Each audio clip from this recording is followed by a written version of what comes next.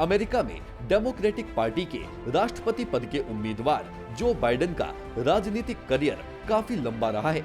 अगर वह इस बार राष्ट्रपति चुनाव जीते तो शपथ लेते वक्त 78 साल की उम्र में अमेरिका के सबसे उम्रदराज राष्ट्रपति होंगे। कौन है जो बाइडेन? जो बाइडेन यानी जोसेफ रॉबिनेट बाइडेन जूनियर का जन्म साल 1942 में पेंसिल्वेनिया राज्य के स्क्रैंटन में हुआ था। वह अपने बचपन में ही डेलवेयर चले गए थे। 1972 में बाइडेन सीनेट के लिए चुने गए सबसे कम उम्र के लोगों में से एक बने।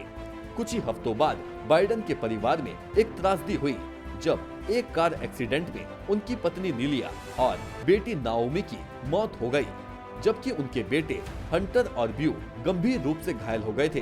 बाइडेन अपने बेटों को देखने के लिए विल्मिंगटन और वॉशिंगटन डीसी के बीच रोजाना एमट्रैक ट्रेन से सफर करते थे, जिसके बाद वह एमट्रैक जो नाम से लोकप्रिय हो गए थे। 5 साल तक बाइडेन ने अपनी बहन वैलेरी और उनके परिवार की मदद से ब्यू और हंटर को सिंगल फादर के तौर पर पाला था। साल 2015 में 46 साल की उम्र में बाइडेन के बड़े बेटे ब्यू की ब्रेन कैंसर से मौत हो गई थी। बाइडेन के छोटे बेटे हंटर की बात करें तो एक वकील और लॉबिस्ट के रूप में उनका करियर भ्रष्टाचार के आरोपों का निशाना रहा है। नीलिया की मौत के 5 साल बाद बाइडेन ने जिल से शादी की थी। उनकी एशली नाम की एक बेटी है जिनका जन्म 1981 में हुआ था।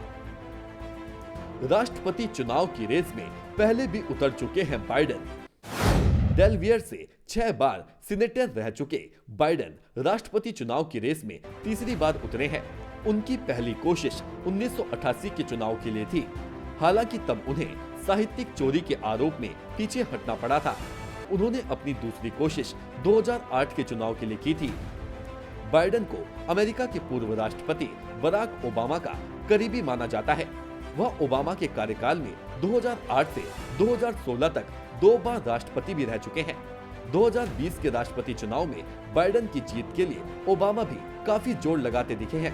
कई विवादों से रहा है नाता। बाइडेन पर ब्रिटिश लेबर पार्टी की नील किन्नॉक के भाषण की साहित्यिक चोरी का आरोप लगा था। इसके अलावा बाइडेन ने स्वीकार किया था कि उन्होंने लॉ स्कूल में अपने पहले साल के दौरान कानून की समीक्षा का लेख चोरी किया था। साल 2007 में बाइडेन ने दावा किया था कि उन्हें इराक के ग्रीन जोन में गोली लगी थी, लेकिन बाद में उन्होंने सफाई देते हुए कहा था कि वह उस जगह के पास थे जहां गोली चली थी।